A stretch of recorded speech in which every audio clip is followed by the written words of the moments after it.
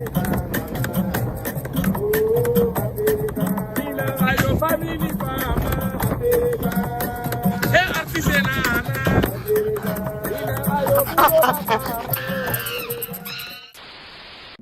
guys, Magitru Mzadi, Adam. and this is PVTV.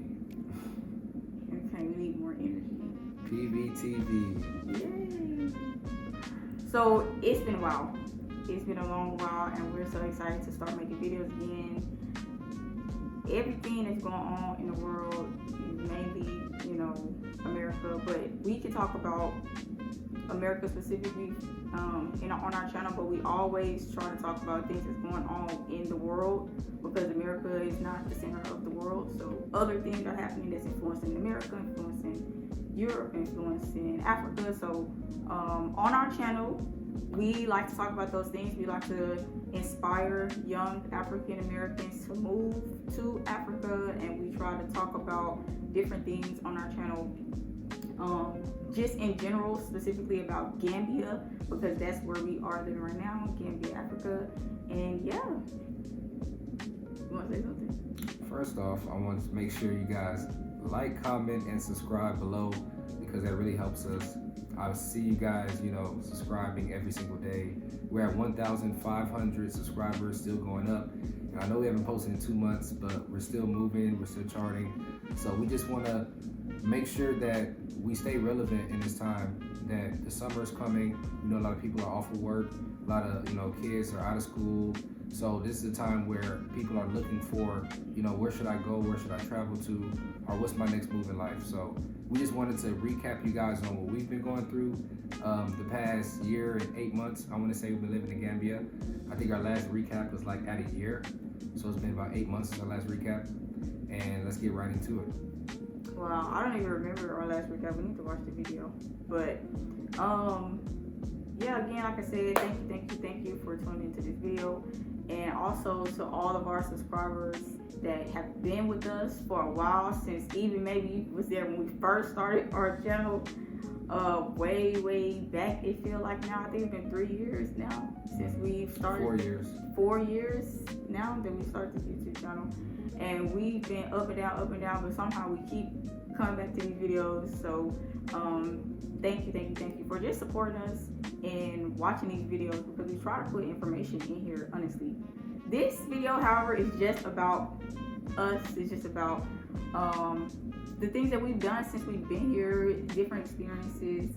The first thing, because I have like a whole list, the first thing that we want to point out is that at the beginning of our living phase here, our situation here, we partnered with Willie J. Wilson. Also, you know him as Batu-K Ice on YouTube, Instagram, and TikTok.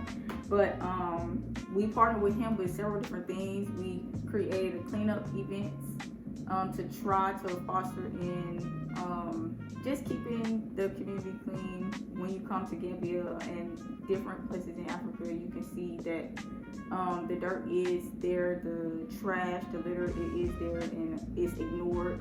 So that's something that we're really inspired about and really inspired behind. And definitely if we get more funding for that, we will be pushing that as well. But we can only do so much. And so we definitely appreciate him, Dr. J. Wilson, for helping us, because when nobody else was even interested in what we were talking about, he was like, hey, I see something in you guys, and it's pushed us. So we really are grateful for those different experiences that we were able to have. And we also, Adam mainly though, partnered with him with sponsoring different football teams here in Gambia. Yeah, that was a big thing because, a lot of people, there's a lot of kids that are very good and very talented but don't have the opportunities, whether their families can't afford it or they just don't have, a lot of kids don't go to school. Their family can't afford for them to go, so they don't have that access to those football teams. So there's a lot of community groups that come together and they form their own teams. And some outsiders, some foreigners, or even, Gambians that have a little bit more, they'll sponsor the team. Whether it's giving them water or helping them with their rides to the games, helping them with jerseys and different clothing, cleats, balls, all that stuff helps. And so these kids that are really talented have the opportunity now to be seen, by foreign agents that come or just see their footage and they get scouted. They can go to play colleges, professional teams. So Will and I, we just thought that was a good way to not only help the community, but it's a way to give credibility to what we're doing in our other projects as well. So everything worked well together. Right. I didn't even write this down, but also we hosted a fundraiser. We did a fundraiser for a school in Bonjour. I'm so sorry. Please forgive me, my school, for not writing it down and having the name at the top of my head. St. Mary. Oh, I'm so sorry. But we definitely appreciate all the sponsors that we had for that event. That was a rough time. I don't even know why I did that, y'all. I literally started a fundraiser in a point in my life where I didn't have money. Why would I do that? Obviously, from our videos, you can see that everything went well. We were able to raise funds. We were able to purchase, give it to the school, and all that. But I definitely learned how hard it is to actually put a fundraiser together, because you think it's just, oh yeah, I'm gonna have a great cause and somebody's gonna donate because people care. Nobody cares. Really, nobody cares. So you almost have to force people and say, hey, you need to care about this. So yeah, I would never advise anybody to do that if you don't have your own funds. But it was a great experience. And I'm glad that it actually went off with a hitch. Hard work, sweat, a couple tears. But we got it together, we did it, and we were also able to give them like a little party per se. We tried to do games. The kids here, they play games. They do care about games, I will say that. They played the games and they had fun playing the games. So I definitely appreciate that. I think we didn't live though. And that's why we didn't get that much great footage of it, because we went live. The teachers also didn't show up, so we didn't have any supervision for the kids. Oh my gosh. No, a few teachers showed up. Thank you for the ones that did. But they were just chilling. Here, school is so different.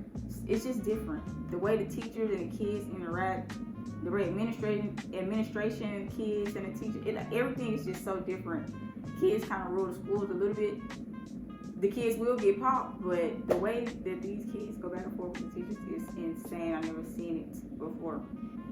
So during that whole time, during the event, during the dance, it was literally just us trying to control the children.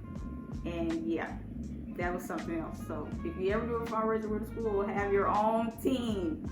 Your own team. Do not expect the school to do anything with you, for you. But yeah, it was a great cause, and I would do it again after my funds go up. So now, I think after that, I think it was before the school where we even had the carnival. Yeah, I think it was. It was before the school. We partnered with a friend of ours here, Taka. You guys have seen him on the channel a couple times during the building phase, but he helped us during that time to host a carnival event. Why? I don't remember why we even got into talking about it. I think we were trying to promote what we had going on. What it was is the carnival, if you know what they do in New Orleans, like the Mardi Gras, or in Brazil, the Mardi Gras type thing, with like a parade down the street and people are dancing behind the parade. Carnival is very similar. You know, here they're tied to all of those people over there. So they do a similar thing here in the community. They get a big truck and they get big speakers on the truck, and they have the local artists. They're hanging off the side of the truck. And so, like she said earlier, we had the football team that we're sponsoring. So it was a JYA football team, okay. And the banner and everything was on the side of the truck, and we had flyers and stuff like that, shirts that were going out to the crowd, and it was literally maybe 300-400 people easy walking back behind us.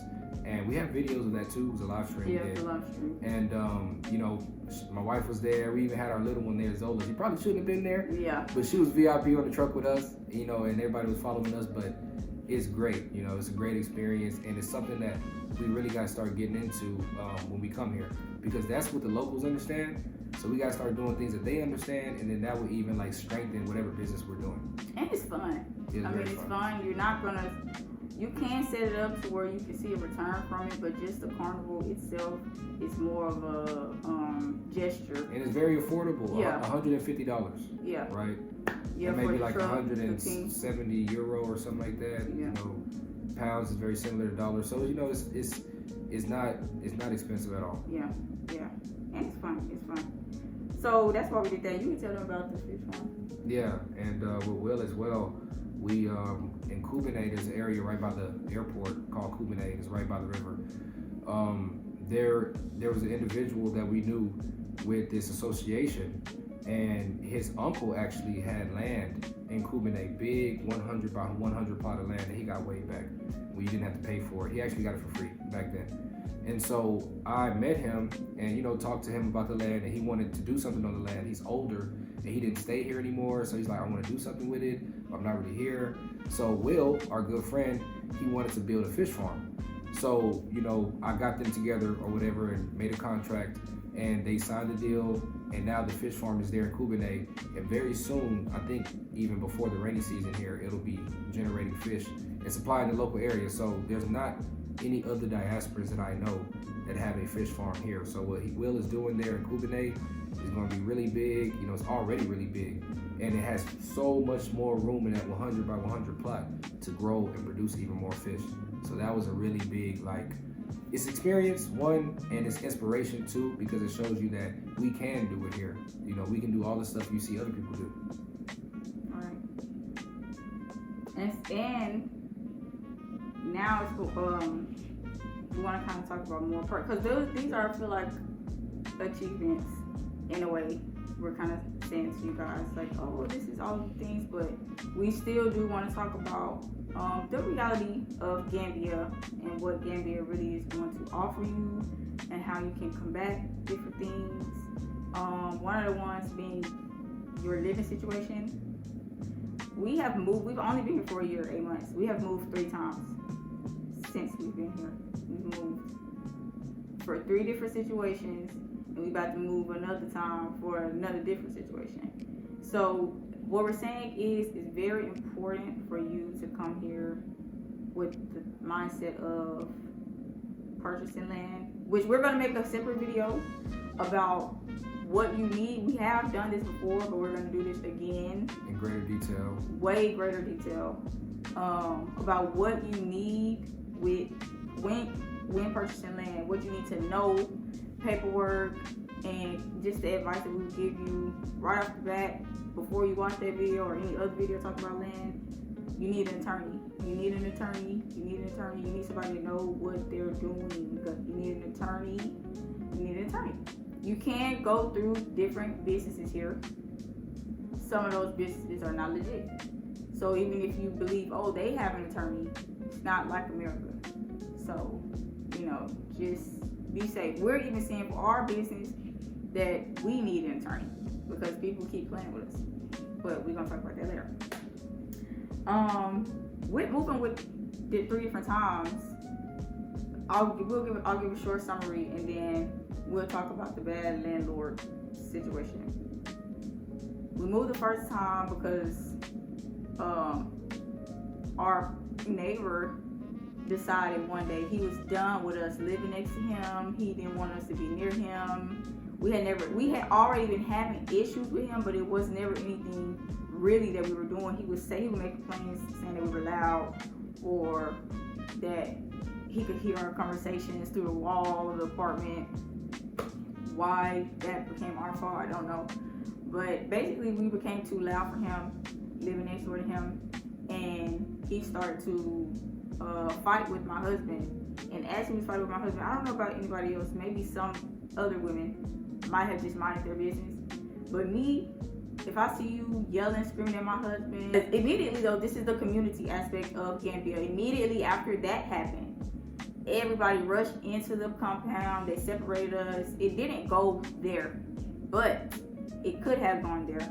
And it was the fact of after this situation happened, our landlord there did not protect us, did not really care about what was going on. We were just kind of told to ignore him. How can you ignore somebody that's antagonizing the situation?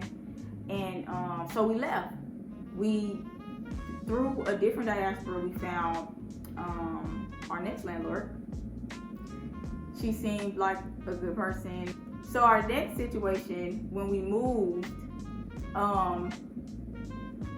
we decided to move out of the apartment for many different reasons. And we communicated with the landlord. We said, hey, we're leaving because of this, because of that. We're gonna have somebody else basically take over the lease, and we're going to hand over the keys. They're gonna live there. Everything's fine. We had already paid up for the year. So mind you, at this time she said everything was fine. And right, and we were in communication. She told us that everything was okay, everything was good, everything was fine, blah. After the family moved in, it was a Nigerian family that ended up moving in. After the Nigerian family moved in, the lady became despicable. She started to text to that family different things like, I don't want no cuss word Nigerians living in my house, and da da da da, to those people. And then she would send us messages, and she would say basically that she didn't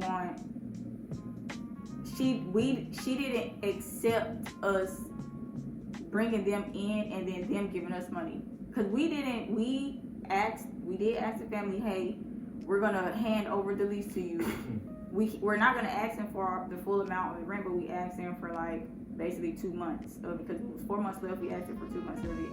They agreed, we agreed, they gave us the money. She agreed at first, and then I think once we took the money, even though she had already been paid, mind you, we paid her for a year, I think that she might have felt like we were getting over on her. I don't know, but because of that, she kicked those people out. We gave those people their money back, and then we were just left with our apartment standing there because she didn't like that agreement. So that was, and before, prior to that, like, we were already living in this apartment. We didn't have a window. That's our fault, right? We shouldn't have accepted this, but we were trying to hurry up and move. And this was all things that she said that she would fix. Yeah, she did tell us. We were trying to hurry up and move from our previous situation. That's why it was all a rush. And so, anyways, we moved into this apartment. We didn't have a window. The mosquitoes was eating us up. The bathroom didn't work. The water didn't work. Nothing was working. But eventually she did get a lot of things. We were on her, but eventually she did get a lot of things together. The last straw really for us though was the power box. The power box just kind of quit on us, and she was basically like, she's not putting any more money into it. She doesn't care. And so we're like, oh, okay, you know what? We're just gonna take this other opportunity and leave this situation behind. So that was another bad situation. We did have a contract with this woman. What we're trying to stress is you have to one, always make a contract with anybody that you're doing business with. Even if you yourself personally, without any law experience, have to make the contract. You rather feel like you tried to save yourself, you tried to do it the correct way, than just go willy-nilly with anybody and anything that's going on, because everybody else is going to prioritize themselves over you. You're going to find people occasionally that actually will truly consider you, consider your family, consider the things that's going on in your life before they try to pull you into theirs, but that's not everybody. So you have to make sure that you have contracts with people whenever you're doing anything living-wise situation, and also stop looking to come over here and rent. Don't look to rent from people. Try your best to really do your research and find land that you can afford, you can invest in. Find good people that you can even maybe partner up with on land, and build a house, build a home. Why are you yawning? Doing my monologue. I'm listening. So anyways, that's just what we kind of advise people to do. You really, really, really need to take your living situations into your own hands here in Gambia. So yeah. Moving on. We also experienced our first rainy season here. So that was different. Yeah, Jambanjelly turns into a river. Here we live in the more undeveloped portion of Jambanjelly. Once you go past the junction, you go inside of Jambanjelly, maybe about 5 or 10 minutes in, it starts to get undeveloped. You got the trees, mango trees, cashew trees, cows and monkeys and stuff like that. So the roads are not very good. The way they make them, it's a ditch. So when the rainy season comes, all the water flows into the roads. Very few roads here have proper drainage on the side of them. And, this was our first rainy season here in Jamba Jelly, and it was a real crash course. We saw cars fail. We saw people, tip over and slide down in the mud. We fell down a couple of times. We've had to walk to the junction during the rainy season. It was just a real experience, right? We didn't live close to the junction, so we weren't right there next to the highway. We were just stepping on concrete, and the water just flowing right down, and we don't got to really worry. That was the second one. That was the second place we were at. First one we were still kind of far like this. Yeah, so. but and it was the end of rainy season when we came in October, that 2023. It was only like maybe 3 days of rainy season left, and then that was it. Yeah. So this past rainy season was our first official one, and yeah, it was real. But I will say this: it wasn't as bad as what we were told in the past, because we were able to build a tiny house. We were able to build a modest mansion during the rainy season. So don't think that the rainy season is the ocean is in the sky for 4 months and it's just raining nonstop. You go to sleep, you wake up, it's raining. It's not like that. The hot part of the days, which is usually 12, 1, 2, that's when it usually rains in the rainy season. Because if you think about it, sun goes up, makes the cloud hot, and it starts raining. So after that, you have off and on rains, or before you might have off and on rains, but it's not going to really be raining that hard. So it was a crazy experience. I would say if you're not used to it, live close to the highways. Yeah, the biggest thing I think, no matter where you are living in Gambia about rainy season, is the bugs that come out of the ground. And they're not the whole rainy season, so that's the positive. But the negative is they're coming out. And they look like ants, maybe termites, but they have wings, big wings. They have big ones, they have small ones. I don't know if the small ones and the big ones is female, male, or if it's mom, child, but they all come out at the same time and they all die. I don't know if they're dying, but what happens is at night when the sun's going down, they'll start to come out of these little holes in the ground. They flying around, swarming around basically. And near lights, any kind of light, any source of light.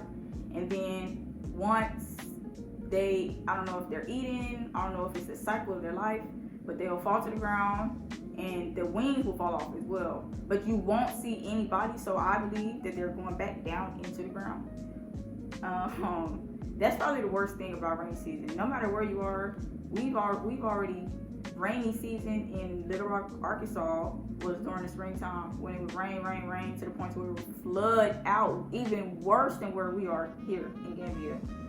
To the point where it was up to my granny's porch, almost inside of her house. Our tent, when we was living in the tent at that time, our tent was floating on top of the pallets. Yeah, it was thigh deep water. It was real floods. So swamp floods. That was in America. So we're used to wet environments. We're used to water, rain. That doesn't really do anything to us. Right. There's people that's from like Nevada and New York and California. California got some places that rain, but like more arid, dry places that come here, it's like, oh my gosh. But it's not really that bad. But it was a good experience to have it, to know the good, bad, and things you can do to mitigate it, to where it's not as bad for you. And it's not that bad here, because there are parts, obviously, of Gambia that flood like that as well. But we didn't experience a horrible version of it, so we're just here as sort of like a positive light on that aspect. People will try to scare you away from Gambia because of rainy season. Business does slow down. A lot of things happen, but it's really not that bad. Yeah. But like I was saying, we started building our tiny house during rainy season, and that's another thing that we started to do at the end of last year was launch our construction company. So, VBG, we have a whole, umbrella of things that we do, but the construction company aspect, we have been talking about it. We started making videos about it. We had a whole video series about it. You can go back, check out the playlist for our construction videos. And that was something that we came here to do. Like, that was something that we thought about before we even came here. We were living in a tent. We started building our own tiny house in America, and we're like, we can do this in Africa. So that was a really achievement moment for us to be able to do that in less than a year of us moving to the Gambia. We're able to start a real estate company and start our first house. You know, in America, a young black couple, you don't have the opportunity. You're not able to start something like that. It's so expensive. Just a startup cost, licensing fee, all that stuff like that. But here you're able to actually get stuff done at a young age. And that's one of the reasons why we want more young people to come here, because there's a lot of opportunities that's already saturated in America that you just can't do, but you can do it here. Right. But starting that was like a really big thing for us, because that was like a proof that we can do it. We started having the videos, like I said, and that added credibility. Now we have so many people in contact, so many different opportunities that are coming every day. You know, my wife, just the other day, she got an opportunity for a nonprofit to do a job to build. So, and she can, you know, talk about that more, but this is just stuff that came from a vision that we had while we were in a tent in America. And now we're here doing it. We are project managers, construction managers. We manage anybody project for anything. It can be your home, it can be your school bathroom, it can be a shed, it can be a chicken coop, whatever it is. We manage projects, meaning that we go and we recruit different subcontractors, we vet them, and then after we see the work, we bring them onto the project, they build for you, and we supervise them that we're there every day, that they are there. We manage the finances, we manage the budget, and we help build the budget. We also there when we're buying supplies, different things, everything, anything that's going on with the construction build process, we're involved. And that's for all you nonprofits out there looking for some project managers in Gambia. Also, we launched our website. So wait, back to the home. Right, I agree. That was our crowning moment. That was something that it really showed us that we made the best choice to come to Gambia. With our life, you know, like this is something that we was dreaming about, praying about. Oh God, if you just let me get there, I promise I'm gonna do right. I promise. We get here and we get the opportunity and we do right. Now everything in life is everything. I don't even know how to explain it even more than that. You're gonna have great moments, you're gonna have downfall moments as well. So in those downfall moments, also we launched our website. We finally launched our website from I would say I was working on the website for maybe about a year before we actually really truly launched it. And I want to say this to all people that are similar to me, that just help. Like if you are just a helper by nature, I want to tell you right now, stop doing that. Just stop doing that. Stop helping other people build their businesses up when you have not helped yourself build your own business up. I have made a few websites since I started building websites for other people. Whole time we were trying to push off our tiny home or modest mansion construction project management business, and during that time I was neglecting really what we were doing with our business, and I feel like that kind of helped us stay back or stay stagnant with our business. And it was only after I really put energy into our website that it somehow reflected in our everyday of our business as well. So for anybody that is like me, that just wants to help and just has a giving heart, remember to keep some of that for yourself. Is there anything you want to say about launching the website? No, I mean, she made the website, you know, she designed it, developed it, all that stuff like that. I mean, we just talked about, of course, what services and what all will be on there. But I want everybody to make sure that you go on the website, you write a comment, you check out the survey, you check out our different services, like I said, that we have on there, because there's a lot of stuff that you can go through, and you can even have questions answered before you talk to us, or you can schedule a consultation to talk to us. So there's a lot of different things that we do on there. So I just want you guys to make sure you take a little bit of time to go and check out the website. Right. And also leave feedback on different things. I'm trying to start posting different articles. Right now I think it's only 2 articles on there. But I want to start pushing out more articles that are going to just center around what we're doing here in Gambia, building the tiny homes, modest mansions, whatever you want to call them, and just different facets of being in Gambia, since that's where we are, that's where we're building. So let me know if those articles are good, and also maybe even if we didn't answer certain questions on the website, or if you ask different questions down here in the comments, we can add that to our FAQ of just general questions that people might want to know that would, it would help people speed up maybe their process or whatever. So yeah, just let us know. Also, we partnered with a lovely family. They're still staying in the U.S. and we started a transportation business. Yeah, this is something that, this is another topic. Shout out to Alicia. Shout out to the Goddard families, Michael, KK. Yes, shout out to you guys. This is something that we definitely can make a whole nother video about separately, because it's like in depth. It's a whole nother business. But the transportation industry here is growing. It's something that most people need here. They don't have vehicles. Most people can't afford vehicles. So if you have any type of transportation company, you're going to do big here, whether it's just regular small vehicles for people on the side, for people on the side of the road, or if it's for sand trucks, construction vehicles. There's a lot of different areas for transportation here. Even if you have boats, there's people that have cruise, companies here that take people up the river and stuff like that. So it's something that is needed here, and I feel like it's something that's untapped by a lot of diaspora here. There's not many of us that are doing it. So, Larnisha and her family, the Goddard family, we've been in contact with them for a very long time, since all the time we've been here in Gambia. And we have other things that we've been doing with them since before we started this business. But yeah, they got a consultation with us, and we just formed that relationship since then. And now, we started that transportation company with them. Went from 1 car, 2 cars, now we're at 6. And it's something that we need to start doing here, which is making money every day. A lot of us come here with savings, and savings go away. Or we come here and we have some type of other government thing, and that might fall off, that might go away. Different bills pass and laws pass. But if you have a business here that generates income every single day, then you can sustain for yourself. And that's what we really want to preach. We really want to tell people, or even help people do.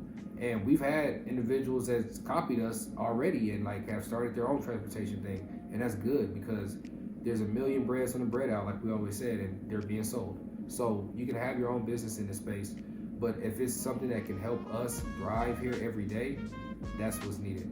But we'll go into a more deeper video about YL Metro in the future, and the in and outs of it, what we experienced through our first Ramadan, our first Tabaski, about to be our first rainy season, with the business. So we'll have a whole in-depth video about that, in and outs about it, even road tax and insurance, all that stuff.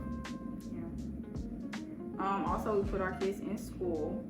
So we don't really talk on this channel too much about our kids. We try to keep it focused on Gambia, but we do have 2 children, 2 girls, Zola and Alora. Zola's gonna turn 8 soon. Alora is now 5. She's just starting to talk back. Alora, the 5-year-old, she's just starting to talk back more. Zola, I think she's really just rebelling more so because she's getting older, but she maybe doesn't feel like she has as much freedom as the kids that are her age or around her age, for different reasons. Here the kids can kind of just, they can do what they can leave the compound, they can go up to the corner store, they can come back, they can do, not to say that our kids cannot, but a lot of it is these kids have been here for 3 years, right, 4 years, for a very long time. So as far as the parents being acclimated to the environment and the children being acclimated to the environment, it's way more than our children.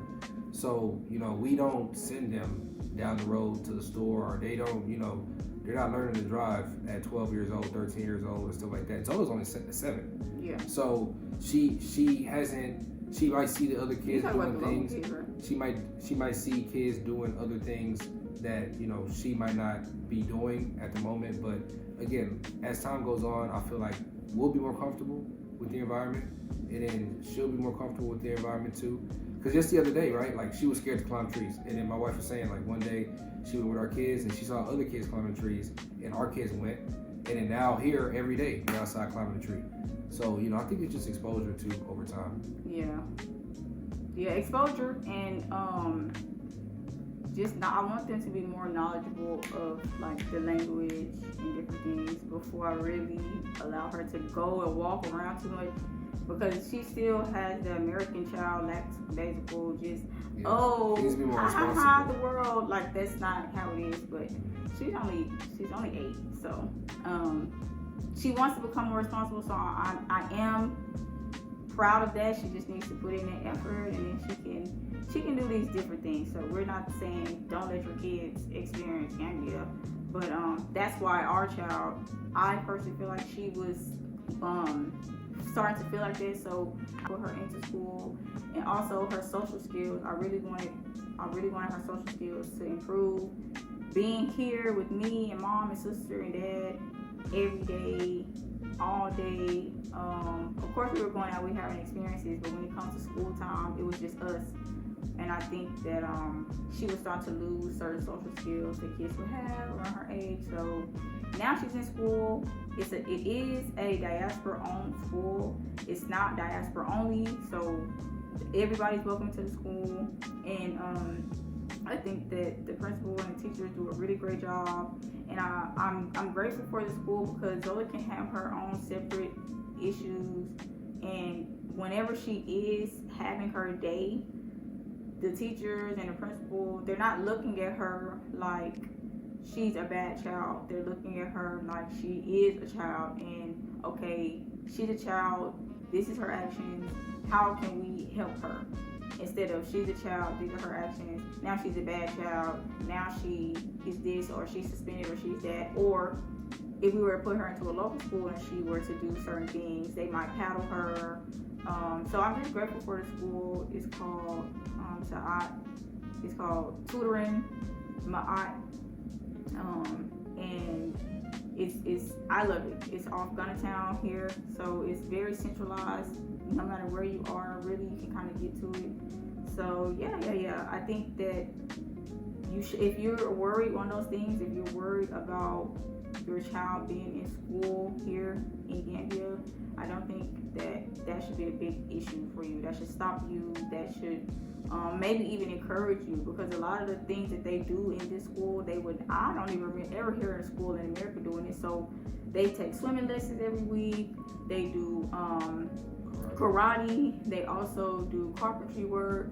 They also teach them African history. We're talking about pre-K, kindergarten, first grade, second grade. Like Zola's in the first grade. Yeah. And that's another thing that we got to stress upon too, is that a lot of people ask about schooling before they come here. Like, oh, is there schools available? And where are they? How many? And the quality.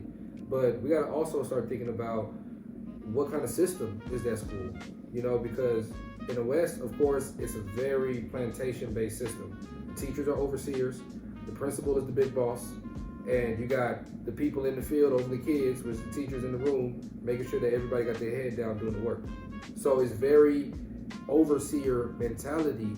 And so the colonization of Gambia from the British, they have a British system here, curriculum. So even if you come here from the West, or come here from Germany, or come here from another African country, or wherever, Canada, is going to have a British colonial system that you'll be taught. Your child will be taught that mentality. So you have to be thinking about that. We were lucky enough to connect with the principal of the school that was diasporan. She has her own school here. That was just God. And so the mindset of the children coming out of that diaspora school are going to be rewoven from a colonization standpoint and from a plantation standpoint. They're not going to have the teachers and the people that are teaching our kids don't have the same stresses, the same genetic stress and memory from all the stuff that happened to them. They're teaching our kids in a completely different energy. So that's what you really want. So if you're a diaspora and you're coming, you connect with us, we're going to definitely recommend the school. Yeah, definitely, 100%. So I think lastly, things that mostly, I feel like people want to know about this too much, honestly, but the nightlife here in Gambia.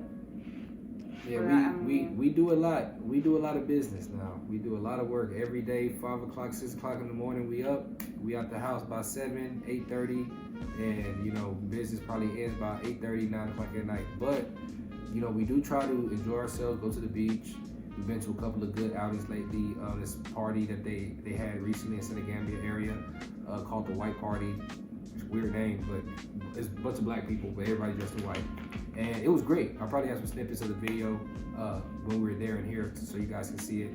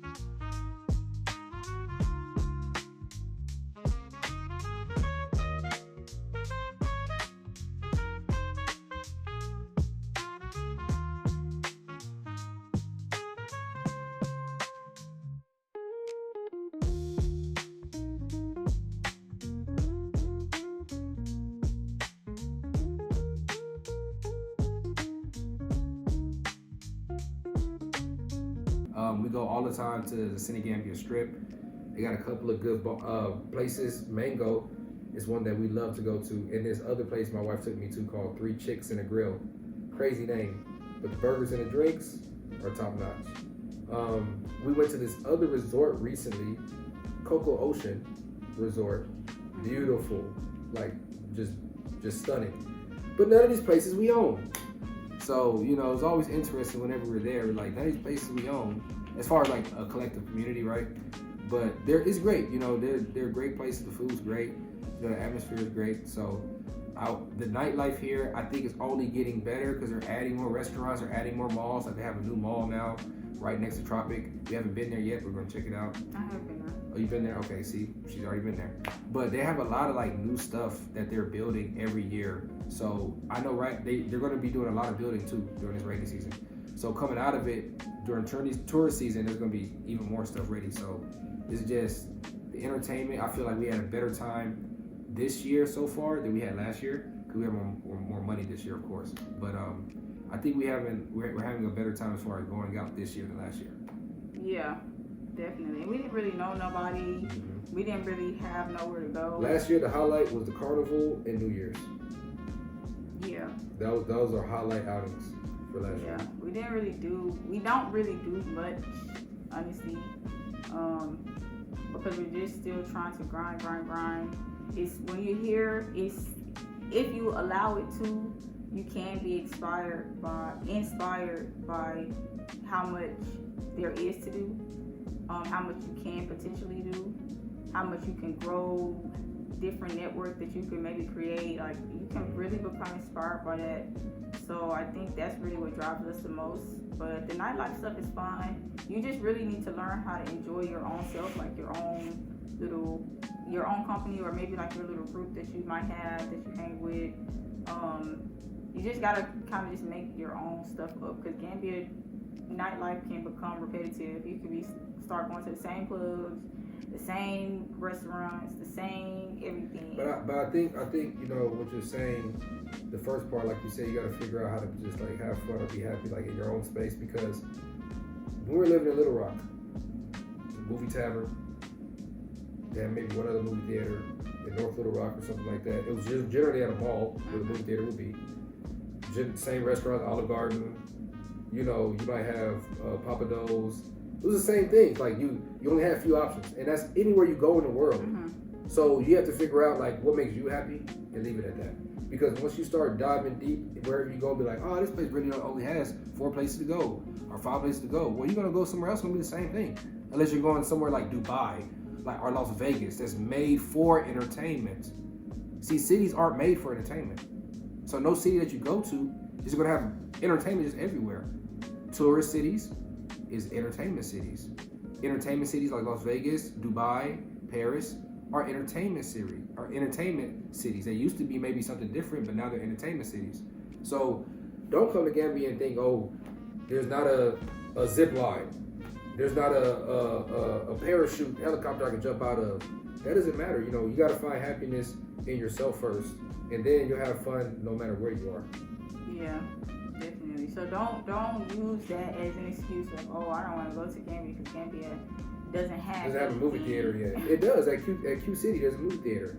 Of course, it's not an IMAX movie theater. It's not one with the VR glasses, 3D glasses you put on red and blue and see the. It's not that yet. But there's a lot of other things you can do here in Gambia that you can't do anywhere else. Right. And if Gambia you're like, oh, I don't care, I need this, I need that, then maybe Gambia isn't for you, but look somewhere else in Africa. It's different, many different places in Africa that have all the Western standards right now that you have. Or you can look at it like a great opportunity and bring it to Gambia. Yeah. True. Also, finally, Adam didn't get to go to this one, but we one of our vehicles our Sprinter van was rented for a private tour to go to Kente Island. So we just took the tour to the dock close to in Banjul, and then from there we went on a private boat to Kente Island. That was a nice experience. One, because most times when you go to Kunta Kinte Island, it's not a private. You're gonna go on a ferry. But this trip we went on a private boat, and it was very nice. We went inside of the different caverns that they have on Kunta Kinte Island, and then we also were able to. So it's two islands. It's the Kunta Kinte Island, and then it's the Jubilee Island or something like that. Basically, it's a different island. It has the museum. The first island has where the slaves actually went to and were kept and held. And then the second island, I think it's just maybe where a lot of the people were living during that time. So people are there, people are living, and they have a museum there. And then also we were able to meet the Akalo of Kunta Kinte Island, so that was very nice. We paid our respects to her, and she was lovely. So that was really a great experience on that end, and we definitely want to go again and take our own personal footage and turn it into a video for you guys. But yeah, it's something that I would recommend because it's a lot of history there. It's a very emotional place to be, but it's a little bit heavy in a way, but it's something that you absolutely want to experience as an Afro person, African person, melanated person, coming to Gambia. So yeah, that was basically it. That's basically our whole year and 8 months. I'm pretty sure it's so much more that we've done that we can't remember maybe, but if you've been here with us, you know what we're talking about. Certain videos we made about it, other things we just kind of kept it to ourselves, mainly because we don't have really a good camera. We're shooting on a phone right now. My phone was stolen 3 times as well since we've been here. Lost twice. Lost once. No, first of all, when did I lose my phone? Just recently, just with your simple That's phone. the simple phone. We're not talking about simple phones. We're talking about actually smartphones. And all of those phones were stolen from me. But we also have a question for you guys to answer in the comments. What do you guys think about the Gambia? What do you guys think about Africa? About coming to visit? Yeah. About coming to stay? What do you guys think about the Modest Mansion movement? What do you think? What do you think about the website? Make sure you like, comment, and subscribe below because we want to know what you guys think to help us generate better videos, to help the algorithm, to just help everything in general, because this is a movement and it takes all of us together to recreate this narrative so we can just change the mindset of the world. Because right now everybody thinks that Africa is the lowest. Ibrahim Traore, he's doing a lot. He's doing a lot to strengthen what the world feels about Africa in various different lights, but we can do this together through our collective channels. Through just one comment, you can do it. So please let us know what you think in the comments. Yeah. So the last few questions that we have here is, how do we feel about Gambia? How do we feel about Gambia? Now, that since we we've been asked you here guys, for about a year and 8 months. Me personally, I love it. You know, I think it's nothing but opportunities in there, and it's crazy because we saw so many opportunities before we came, and we see even more now. Like, so it's not like it got worse as far as like creativity or what we can do. No, it's even more things that we can do, more opportunities, more pathways we see, people we meet. And so it's like, we know that the Gambia for us, over the next year, the next 3 years, is gonna be great. Yeah, I agree. I mean, I love Gambia. I love everything about Gambia. I think no matter where you are, you're gonna have, again, ups, downs, negatives, or things that you might consider a negative. But really, I just call them, oh my God, y'all. I just call them lessons. I think that it was so many lessons that we were having in America before we came here. And now that we're here, it's like, God's like, okay, y'all need to learn this stuff quick. Y'all need to learn this stuff fast. So you're gonna go, when you're on a roller coaster, you're gonna go through Ups and downs. Yeah. Loops and twists and turns. But you know, we made it, and we still advise anybody to come and visit, to come and stay, to partner. Like we said earlier, there's a family here that's not here yet that we've already helped make money. So when they come here, they'll be stable. So it's possible, guys. It's possible. You know, open your minds. You know, America, we're very enclosed. We don't trust anybody, but it's possible to make money abroad. And with the government and system that's going on in America, you might want to think about making money abroad. You might want to think about having your eggs in more than one basket, because right now, the way that taxes are going, inflation is going, the laws are going, you know, everything that's going in various countries, we need to start thinking about where your true home is. So thank you guys for watching today. You know, make sure you like, comment, and subscribe again. I want to see all you guys check out the website. I want to see all your comments below. You know, we answer all the comments, and I can't wait for the next video. Bye. Nikikucheki na zirani, sio kama nimekunywa pombe, nimeokoka lakini urembo wako mama unanimwaga. Mimi napigwa na butwa